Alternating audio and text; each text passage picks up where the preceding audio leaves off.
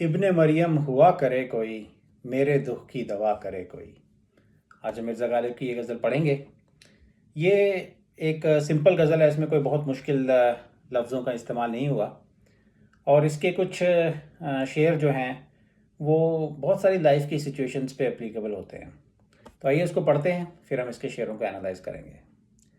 इब्ने मरियम हुआ करे कोई, मेरे दुख की दवा करे कोई। शरा व आईन पे मदार सही, ऐसे कातिल का क्या करे कोई। चाल जैसे कड़ी कमान का तीर, दिल में ऐसे कि जा करे कोई। बात पर वहाँ ज़बां कटती है, वो कहें और सुना करे कोई। बक रहा हूँ जुनूं में क्या क्या कुछ न समझे खुदा करे कोई।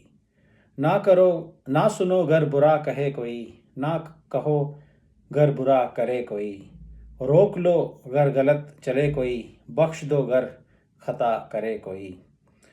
कौन है जो नहीं है हाजतमंद, किसकी हाजत रवा करे कोई। क्या किया खिज्र ने सिकंदर से, अब किसे रहनुमा करे कोई। जब तवक्को ही उठ गई गालिब, क्यों किसी से गिला करे कोई। तो इसका पहला शेर देखते हैं कि इब्ने मरियम हुआ करे कोई, मेरे दुख की दवा करे कोई। तो इब्ने मरियम का मतलब है सन ऑफ मरियम और son of Mary, and it's a reference to Jesus Christ. तो जैसा कि ट्रेडिशंस में आता है कि जीसस क्राइस्ट जो थे वो बहुत लोगों के दुख की दवा कर देते थे, या बीमारों को क्योर कर देते थे, या मुर्दों को ज़िंदा कर देते थे। तो वो कहते हैं कि इब्ने मरियम हुआ करे कोई, कि कोई इस दुनिया में जीसस क्राइस्ट या कोई मसाया होता हो तो हो, राइट। मैं उसको मसाया तब मानूंगा जब मेरे दुख की दवा करे कोई, या कि अगर मेरे दुख की कोई दवा करेगा तो तब तो मुझे उससे कुछ फ़ायदा हुआ ना, तब तो मैं उसको मसीहा मानूंगा। अदरवाइज़ मसीहा हुआ करे कोई, मुझे उससे क्या फ़ायदा है, राइट। दूसरे लोगों की उसने दुख की दवा कर दी है, मेरी अपनी ज़िंदगी इतनी मुश्किल गुजर रही है, तो मेरी ज़िंदगी मेरे दुख की कोई दवा करेगा तो मैं उसको मसीहा मानूंगा। अदरवाइज़ उसकी जो मसीहाई है वो मेरे किस काम की। इसको आप 2-3 पर्सपेक्टिव से देख सकते हैं और या 2-3 पॉइंट ऑफ व्यू से देख सकते हैं। तो एक तो यही है कि मतलब मिर्ज़ा गालिब साहब कहते हैं कि अगर मेरे दुख की कोई दवा करेगा तो मैं उसको मसीहा मानूंगा। दूसरा ये है कि अगर आप अपने आप को ये दुनिया को ये मनवाना चाहते हैं कि आप मसीहा हैं, तो पहले आके आप मेरे दुख की दवा कीजिए, फिर जो है आप अपने आप को या इस दुनिया को ये प्रूव कर पाएंगे कि आप जो है मसीहा हैं। Otherwise what is the point, right. Like आपको कोई मसीहा नहीं मानेगा।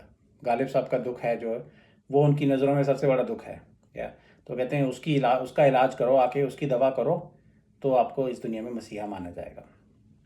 तो आप अब दुख किस बात का है, तो वो तो आप इमेजिन कर ही सकते हैं। शेर व शायरी में और शायरों को अक्सर प्यार का दुख तो होता ही है, और हिस्ट्री हमको ये बताती है कि गालिब साहब की ज़िंदगी जो है वो भी काफ़ी मुश्किल गुजरी थी।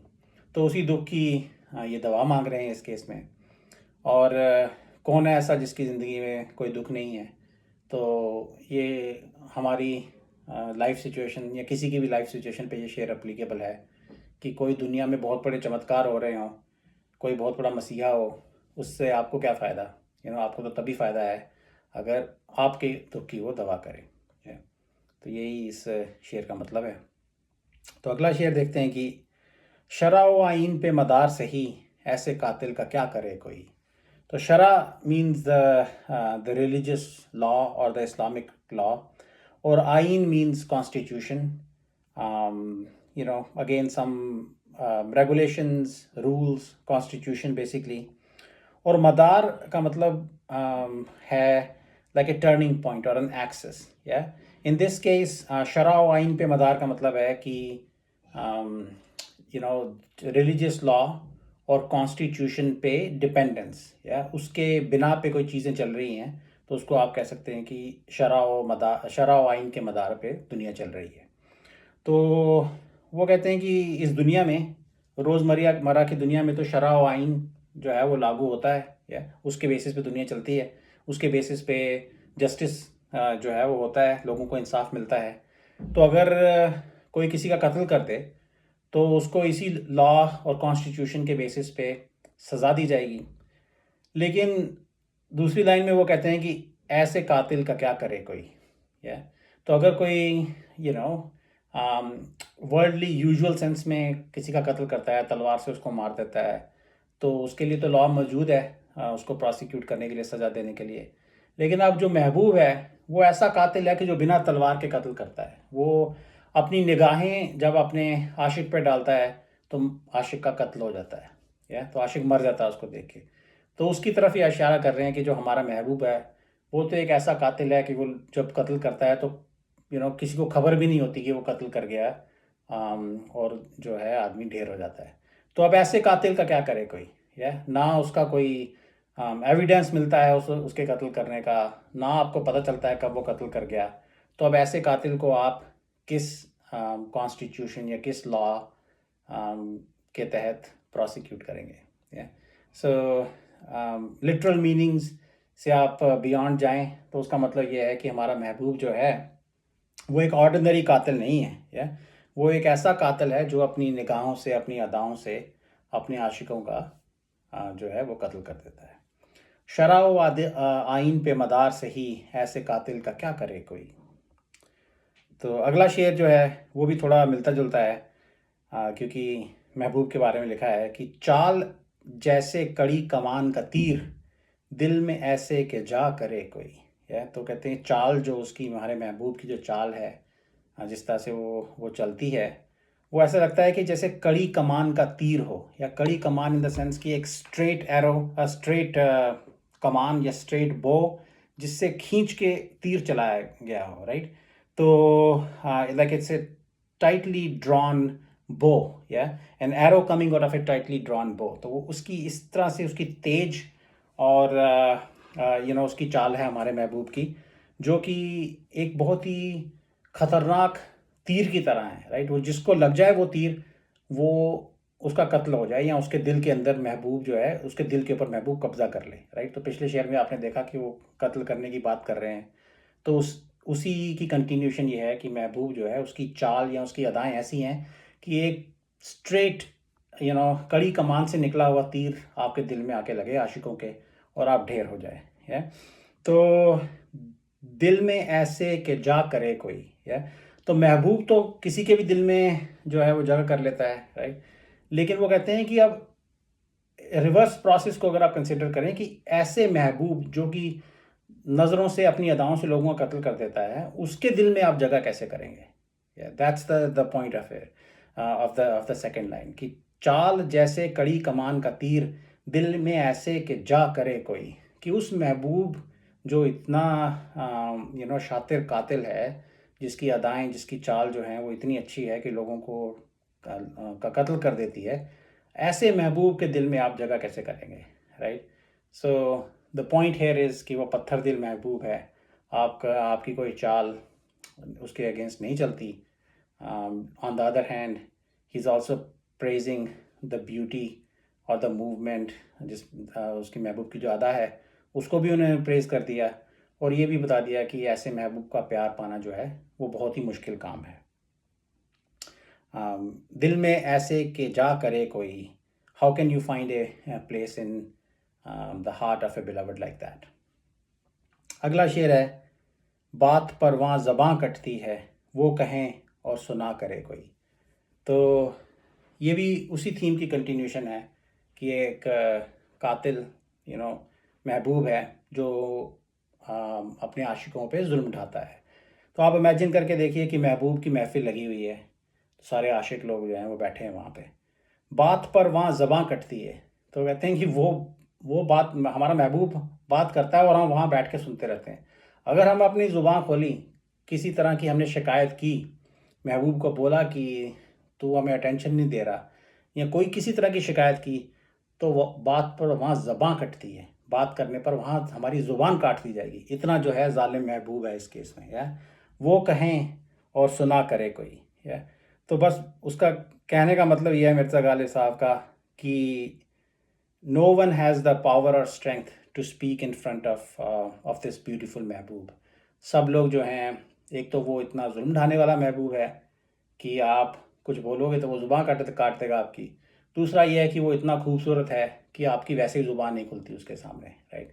तो इसमें महबूब जो है उसका बोलबाला है, उसका राज चल रहा है।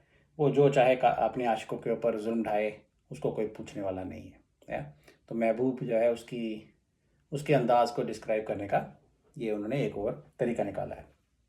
और अगर आप इसको किसी वर्ल्डली दूसरी सेंस में देखें तो बहुत सारी ऐसी महफ़िलें हो सकती हैं या ऐसी ओकेजन्स हो सकती हैं जहाँ पे कोई पावरफुल आदमी बैठा है, राइट? और किसी और दूसरे आदमी की सुनवाई नहीं हो सकती वहाँ पे, राइट? तो उस केस में भी आप बस बैठे हैं, वो जो बोल रहा है, जो उसने हुक्म देना है, जो फरमान देना है, वो आपको कबूल करना पड़ेगा। आप बोलेंगे कुछ तो आपकी ज़ुबान काट दी जाएगी। तो ऐसी सिचुएशंस के अंदर जहाँ आपकी कोई सुनवाई नहीं हो रही, वहाँ पे भी ये शेर जो है एप्लीकेबल हो सकता है।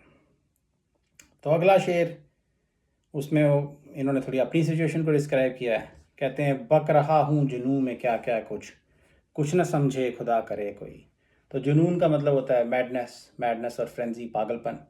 तो कहते हैं कि मैं पागल हो गया हूँ और इस पागलपन में मैं कुछ भी बक रहा हूँ, राइट? और खुदा करे कि किसी को कुछ समझ ना आए, है? कुछ ना समझे खुदा करे कोई, है? तो इसके दो तीन पर्सपेक्टिव हो सकते हैं। एक तो ये है कि he is just babbling, right?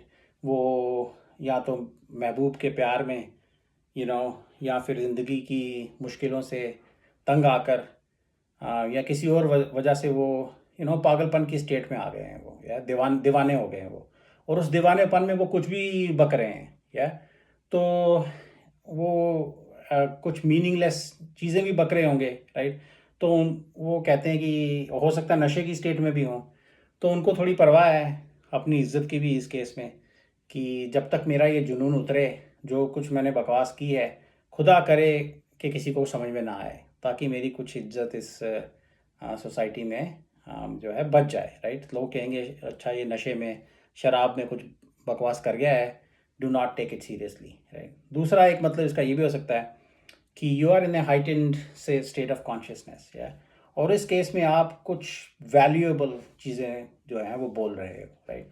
तो कहा तो उन्होंने कहा ये है कि मैं बक रहा हूँ, लेकिन ऐसा भी हो सकता है कि वो कुछ मिस्टीरियस, कोई सीक्रेट्स जो हैं महबूब के या इस दुनिया के, वो नशे की स्टेट में बोल दे रहे हों, राइट? तो वहाँ वो भी अगर सीक्रेट्स लोगों को समझ में आ गए, पता लग गया, तो उनको जो है सज़ा मिल सकती है उसकी वजह से। Like these are not the things that are suppose to be mentioned in public in a state of intoxication, लेकिन वो कर रहे हैं। तो उसके उस पर्सपेक्टिव में भी आप कह सकते हैं कि मैंने ये सब कुछ बोल तो दिया है, पर खुदा करे कि किसी को समझ में ना आया हो जो मैं यहाँ पे बक गया हूँ, या because I have said this in this state of intoxication or trance, yeah. तो ये बेसिकली इस शेर का मतलब है, बक रहा हूँ जुनून में क्या क्या कुछ, कुछ न समझे खुदा करे कोई। तो बहुत सारी सिचुएशंस हैं जिसमें ये भी एप्लीकेबल हो सकता है। अगले जो दो शेर हैं वो थोड़े मोरालिटी की टीचिंग्स के एस्पेक्ट में कहे गए हैं। बहुत सिंपल शेर हैं। ना सुनो घर बुरा कहे कोई, ना कहो घर बुरा करे कोई। कि अगर कोई बुरी बात बोलता है, राइट, या आपको गाली देता है, या इन जनरल कोई भी बुरी बात करता है, तो don't listen to it, ignore कर दो उसको आप, राइट? और और अगर कोई बुरा कुछ कर रहा है तो डोंट स्पीक और don't say anything, just ignore it, right? अगर कोई बुरा कह रहा है उसको इग्नोर करके आगे बढ़ो। अगर कोई बुरा कर रहा है तो do not worry about it, do not be judgemental about him, और अपना काम काम करो आप, राइट? तो इट्स बेसिकली उसको पब्लिकली आप रिप्रोच मत करो, या जज मत करो किसी दूसरे आदमी के एक्शंस को। So basically that's the moral teaching behind it. अगला शेर भी इसी मोरालिटी के ऊपर है और काफ़ी सिंपल है कि रोक लो अगर गलत चले कोई, बख्श दो अगर खता करे कोई। कि अगर कोई गलत रास्ते पे चल रहा है या कोई मिस्टेक कर रहा है तो उसको रोक लो, राइट? उसको मनाने की कोशिश कर लो, उसको रोकने की कोशिश कर लो। अगर आपको कोई चाहने वाला जो आपके करीबी है वो कोई गलत काम करता है तो कोशिश करो कि आप उसको रोक लो गलत काम करने से। बख्श दो अगर ख़ता करे कोई, और अगर किसी से कोई गलती हो जाए तो बख्श दो। बख्श देने का मतलब है माफ़ कर दो उसको, राइट। तो be a larger person, be a bigger person, और लोगों की गलतियों को माफ़ कर दो। तो ये दो शेर जो हैं ये उसी मोरालिटी के थीम पे हैं। ना सुनो अगर बुरा कहे कोई, ना कहो अगर बुरा करे कोई, रोक लो अगर गलत चले कोई, बख्श दो अगर खता करे कोई। तो अगला शेर बहुत इंटरेस्टिंग है, ये भी लाइफ की बहुत सारी सिचुएशंस में एप्लीकेबल है। तो कहते हैं कि कौन है जो नहीं है हाजतमंद, किसकी हाजत रवा करे कोई। तो हाजत का मतलब होता है नीड, हाजतमंद मीन्स नीडी, या। तो वो कहते हैं कि कौन है जो नहीं है हाजतमंद, कि इस दुनिया में कौन है जो नीडी नहीं है, कौन है जिस हाजतमंद जो नहीं है, जिसको किसी चीज़ की ज़रूरत है, कोई फरियाद है, कोई ज़िंदगी में कमी है, जिसको कुछ नहीं चाहिए इस दुनिया से, राइट। तो किसकी हाजत रवा करे कोई। तो अब किस किस की जो है ज़रूरतें जो है पूरी की जाए, किस किस की फरियाद को सुना जाए, किस किस की कंप्लेंट्स को एड्रेस किया जाए, या। तो ये मुराद अपने आप से भी हो सकती है उनकी, और ये खुदा से भी है, या, और महबूब से भी है, राइट। तो आप महबूब के पर्सपेक्टिव से देखें तो सारी दुनिया उस खूबसूरत महबूब को प्यार करती है, या। तो सभी हाजतमंद हैं, तो महबूब जो है किस किस के प्यार को रिस्पॉन्ड करे। खुदा के पर्सपेक्टिव से देखें तो कौन है इस दुनिया में जिसको खुदा से कुछ नहीं चाहिए या खुदा से मांगता नहीं है कुछ, राइट। तो सारी दुनिया ही हाजतमंद है, तो अब वो खुदा जो है वो किस किस की हाजत रवा करे यहाँ पे, या पॉसिबल नहीं है। तो और गालिब साहब वो अपनी आपसे भी ये कह सकते हैं कि बहुत सारे आगे यार दोस्त हैं, राइट। उनको कुछ ना कुछ एक्सपेक्टेशन है आपसे, सबको ही है कुछ ना कुछ एक्सपेक्टेशन। तो अब हम कैसे इसको प्रायोरिटाइज करें, राइट। किस किस की जो है ज़रूरतें जो हैं हम पूरी करें, फरियाद जो है वो सुने। And there are so many needy people in this world, and nobody, even God or the beloved or Mirza Ghalib can satisfy the needs of everybody or prioritize somebody's needs over other people. कौन है जो नहीं है हाजतमंद, किसकी हाजत रवा करे कोई। तो किस किस की किस किस की चिंता भी हम करें, राइट। किस किस की ज़रूरतों की चिंता करें हम, या। तो ये भी एक पर्सपेक्टिव है। तो अगला शेर है कि क्या किया खिज़्र ने सिकंदर से, अब किसे रहनुमा करे कोई, या। तो इसमें खिज़्र जो है वो एक एक लेजेंडरी शख्सियत है, एक प्रॉफिट हैं, जो आई थिंक इस्लामिक ट्रेडिशन में उनका ज़िक्र आता है, और गालिब साहब ने काफ़ी शेरों में उनका ज़िक्र किया है। तो हमने एक दूसरे वीडियो में वो एक दूसरी गज़ल जो थी तस्कीं को हम न रोएं, उसके अंदर भी एक शेर है कि लाजिम नहीं कि खिज़्र की हम पैरवी करें, जाना कि एक बुज़ुर्ग हमें हम सफ़र मिले। तो उस शेर के अंदर भी उन्होंने हज़रत खिज़्र का जो है ज़िक्र किया है। तो खिज़्र साहब जो हैं उनका काम है लोगों को राह दिखाना, भूले भटके लोगों को राह दिखाना। कोई डेज़र्ट में भटक गया है तो अगर आप खुदा से प्रेयर करते हैं तो हो सकता है हज़रत खिज़्र वहाँ पे आ जाएं और आपको रास्ता दिखा दें, प्रॉपर रास्ता अपनी डेस्टिनेशन पर जाने का। और Sikandar is Alexander, Alexander the great. तो वो एक लेजेंड है, एक स्टोरी है कि जो सिकंदर साहब थे वो डेजर्ट में गुम हो गए थे, या। और खिज़्र साहब जो हैं वो वहाँ पे आए और उन्होंने उनको सिकंदर को रास्ता दिखाने की कोशिश की। रास्ता कहाँ का, ऐसा कहा जाता है कि रास्ता towards a fountain of youth और ए वेल ऑफ यूथ, और मतलब ऐसा कुआं जिसका आप पानी पी लें तो आपकी जो है ज़िंदगी इनफाइनाइट हो जाएगी, आप मरेंगे नहीं कभी, आपकी लंबी उम्र हो जाएगी। खिज़्र साहब जो हैं उनकी भी उम्र जो है बहुत लंबी है, वो इस दुनिया से कभी जाते नहीं। लेकिन उस स्टोरी में ये भी आता है कि जब वो सिकंदर को उस कुएं के पास लेके गए तो वहाँ पे आगे उनको लाशें दिखी। तो सिकंदर साहब got doubtful and he did not drink the water of the well. Khizr साहब ने पी लिया और उनकी उम्र जो है वो लंबी हो गई। तो पॉइंट इसका ये है कि इतने बड़े प्रॉफिट ने, इतनी बड़ी हस्ती खिज़्र साहब जो दूसरों को रास्ता दिखाते हैं, वो भी सिकंदर की मदद नहीं कर पाए, या। तो अगर इतनी बड़ी हस्ती जो है सिकंदर की मदद नहीं कर पाए तो अब किसे रहनुमा करे कोई, राइट। तो अगर खिज़्र साहब भी रास्ता नहीं दिखा पाएंगे, मदद नहीं कर पाएंगे, तो मैं फिर रहनुमा रहनुमा का मतलब है गाइड, राइट, रास्ते में जो आपको रास्ता दिखाए। तो मैं अब किसकी मदद मांगूँ अपने इस ज़िंदगी के रास्ते में? या so it's basically like he is trying to express कि कोई भी ट्रस्ट वर्दी गाइड नहीं है इस दुनिया में। बड़े बड़े रहनुमाओं का नाम लिया जाता है, वो भी सक्सेसफुल नहीं हुए लोगों की मदद करने में। So we are on our own, right. तो हमको खुद ही अपनी ज़िंदगी का रास्ता ढूंढना पड़ेगा, खुद ही अपनी प्रॉब्लम सॉल्व करनी पड़ेंगी। और there is this kind of a tone of you know being being despondent here also, right, कि अब किसको रहनुमा करे, कोई है ही नहीं हमारी यहाँ मदद करने के लिए। खिज़र साहब ने भी अलेक्जेंडर को उनके रास्ते पर नहीं पहुँचाया। कुछ लोग कहते हैं कि खिज़र साहब ने उनको बिट्रे भी किया। तो अब किसको रहनुमा कहें? या तो हमें अपनी ज़िंदगी का बोझ जो है वो खुद ही उठाना पड़ेगा, अपनी डायरेक्शन भी खुद ही ढूंढनी पड़ेगी। Is the gist of it. तो अब आखिरी शेर ये है कि जब तवक्को ही उठ गई गालिब, क्यों किसी से गिला करे कोई। तवक्को का मतलब है एक्सपेक्टेशन और होप, और गिला करने का मतलब है कंप्लेन करना। तो वो कहते हैं जब तवक्को ही उठ गई गालिब, कि इस दुनिया से या इस महबूब से या इस खुदा से जब हमें कोई एक्सपेक्टेशन ही नहीं रही, तो अब हम कंप्लेन क्या करें, या क्यों किसी से गिला करे कोई। तो अब किसी से कंप्लेन करने की का फ़ायदा क्या है? हमारी किस्मत ही ऐसी है, कि हमें नहीं मिलती चीज़ जो हमें चाहिए। महबूब का प्यार चाहिए, नहीं मिलता, राइट। हमें खुदा से कोई एक्सपेक्टेशन है, स्पिरिचुअल एक्सपेक्टेशन है, वो भी एक्सपेक्टेशन फुलफिल नहीं होती, या तो अब हम कंप्लेन क्या करें, हमारी किस्मत ही ऐसी है, या।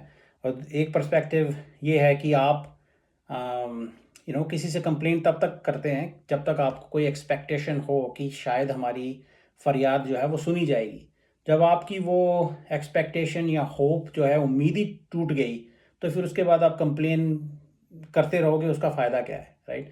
सो in this case he has probably reached a state where he has lost all hope, yeah, or that hope, as I said, could have been directed towards his beloved, to seek her love and affection towards God in a spiritual sense, or the world in general, right। तो पर वो उनको सबसे अब तवक्को जो है उठ चुकी है। तो अब कहते हैं कि अब क्यों किसी से गिला करे कोई। तो मैं अब किसी से गिला शिकवा करूँगा, कंप्लेन करूँगा, उसका पॉइंट क्या है, राइट।